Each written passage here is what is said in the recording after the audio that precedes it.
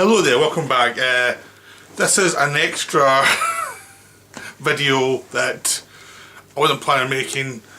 I said at the beginning of the week I was doing one video which is shorter, but I started short last week, so I'm just adding this one as a little extra.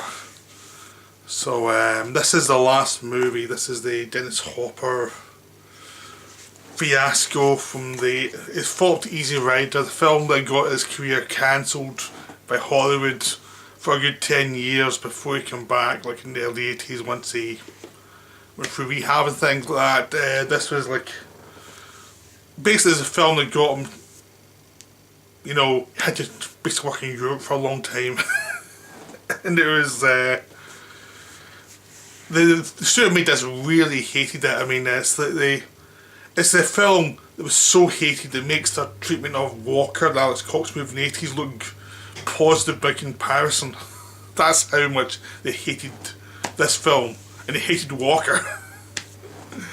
But this film was like really hated. This was like the flop to Easy Rider, and we'll start off. Indicator's got a nice little box set. You get a booklet with Alex Cox himself. You get a disc, lots of extras, a poster.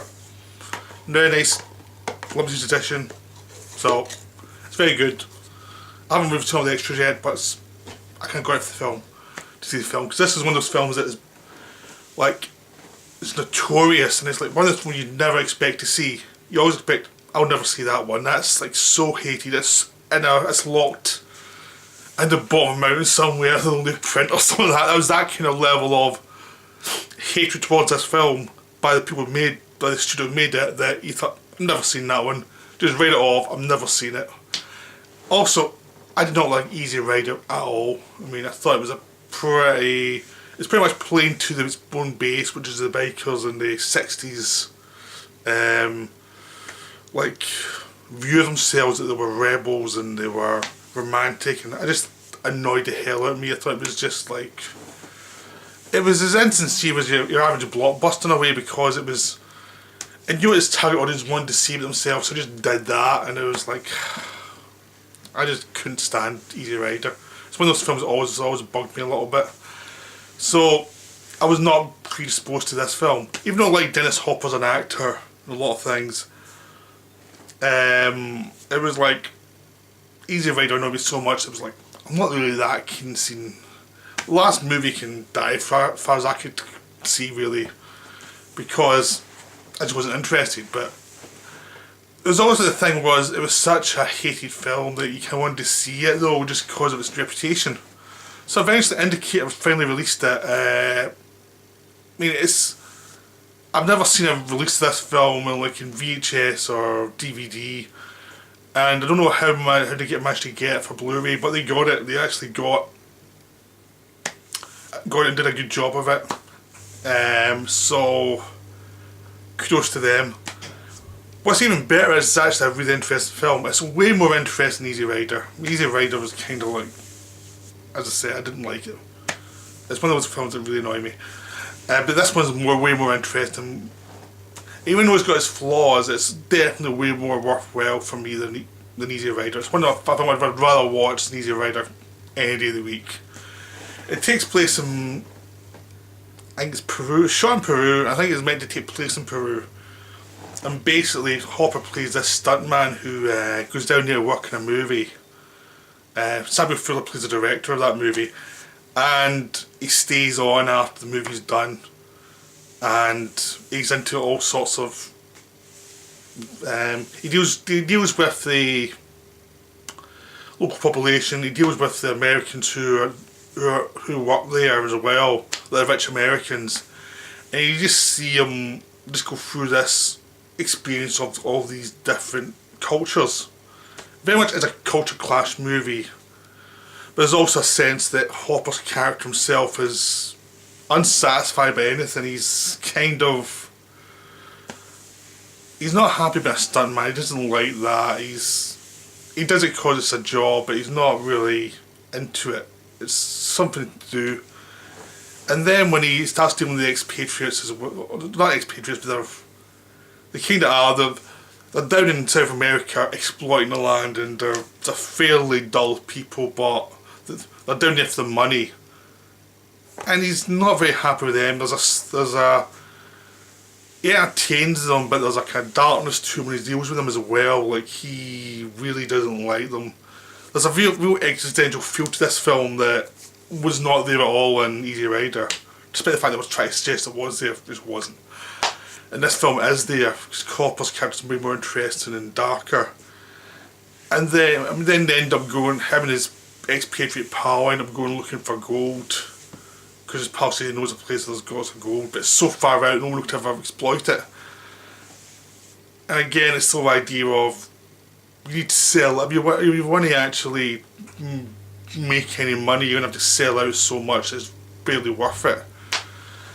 Because the exploitation's always going to be there. And then finally, we get to the point where he's dealing with these locals who became obsessed by the movie making process and are starting to make their own movie, but they don't have any cameras. They've actually just built these stick figures of the cameras and the lights, and they're play acting it like children would do. And Hopper's is the only American there. He's meant to be the expert, but he's just he wasn't really an expert. He did a couple of stunts, and he's scared they're going to kill him. You know, it's so his character may be paranoid or maybe just been stupid, you know. And there's all these things. So the narrative never goes in one direction for too long. It goes in a direction, then stops, then goes in another direction, then stops, then goes in another direction, then stops. So there's no strong narrative. Plus it's cut. Everything intercuts. Like the end intercuts with the beginning at the start, and then you go headward to the end again. And it's very kind of drug influence, very hippie influence. But it's done in a way. It's after the high of the Easy Rider thing, where it's a much darker view of it. It's like these people are trying to escape something they can't escape from, which is themselves. And there's a real darkness to the proceedings, because it's much more about the exploitation and the fact that some of these people that he has romantic dealings with, Hopper is dealings with, and who even his girlfriend, they're happy to sell out for an easier life. They don't have any illusions like, they don't have the existential angst he has about how things sell out and how corrupt it is. They just want an easier life, and so it doesn't place his angst as a point of pride or anything. It's like, no, that's his problem. That's the way the world works, and he just has to get on with it. And there's not even an ending. It's just the ending just like dissipates into, this is just his life, and what does he know? He's plot idiot. It's that kind of movie. I think most movies are meant to have a definite view of the character. The ending. This film is much more European in the sense it's not really. Which is what I liked about it, is like, and the good thing about the structure is basically that if there's a section you don't like so much, there's going to be another one along in about 10 minutes. It goes in different directions, so it doesn't get bogged down too much. Like when it deals with the rich expatriates, it goes on for a bit long for me. I mean, it does it for a reason, to show how dark and stupid these people can be, because they're trying to be rebellious, but it's like a middle class rebellion. You don't want to go too far, and it makes the point and goes on a bit too much, and it shows Hopper becoming darker and more angry with them. But it gets to the point, and he shows self-hatred and things, like how he ended up beating up his girlfriend out of rage at himself. And it's good, but it goes on too long.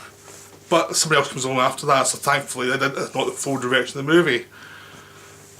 So there's lots going on in this film, and it's also like the thing about play acting, like after the seriousness of these filmmakers thinking they're doing a great thing when it's just a western they're making, the play acting involved with people imitating them just shows how childish it all is. And a lot of the stuff that deals with expatriates shows how childish they are, and how they're acting as if they're grown-ups, but they're really overgrown kids. And even Hopper's angst is overgrown kid angst. There's a lot of like a spoiled brat mentality of the West that comes through this film. But even a lot of the natives are like overgrown children as well. I mean, it's a fairly dark view of humanity in this film, which again probably didn't endear it to the people who spent all this money on it. So it's a really interesting movie, but it's one of those ones it's really not for everybody. I can see why the studio hated it. I mean, it really is a weird movie. I mean, I don't know how it would ever make any money, but it's very much a personal movie. You feel it's a much more personal movie of Hopper than Easy Rider probably was. This one feels much more like this wasn't in his head and he wanted to get it out. So yeah, it's definitely recommended. I mean, it's limited edition. This thing's limited edition to 3,000. So you can't really. There's not gonna be that many copies. That means it's about 1,129 of 3,000. So there's still copies left as I make this video. So I would recommend trying it. Give it a shot. You would never have seen anything like this. If you're a fan of films, you will never see anything like this from a major Hollywood studio. That's a recommendation. I don't guarantee you'll like it, because a good chance you'll hate it. But I liked it. I thought it was really interesting. And it kind of redeems Hopper in my eyes after Easy Rider.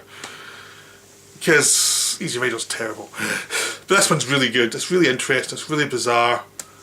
It really looks at the weird state between like a natural population and these economic oppressors of them, and what's actually going on with it, and how much more creepy and weird it actually is. It's not just about the economics of it, it's like what they expect from the locals and what the locals expect from them, and how people exploit each other, and how certain interests of one side transfers to the other, but it becomes something different. So there's lots of interesting things going on there. I'm sure I'm not doing this film justice, but I only saw it last night, so it's still going around my head. But I thought it'd be interesting to make a video to see, give it a shot. It is really interesting. It is worth your time. Well, I hope you enjoyed that. And next week, I've already shot these videos. They'll come in next week. It's the black and white week, where we've got some more stuff at World War II documentaries. We've got some film noir, we've got some Japanese noir, well, a whole lot of stuff, all in black and white, all in beautiful black and white. So you don't have to see my face in colour, which is probably an advantage for some. Well, I hope you enjoyed this. I'll be back soon, again next week with some more videos. Right, bye.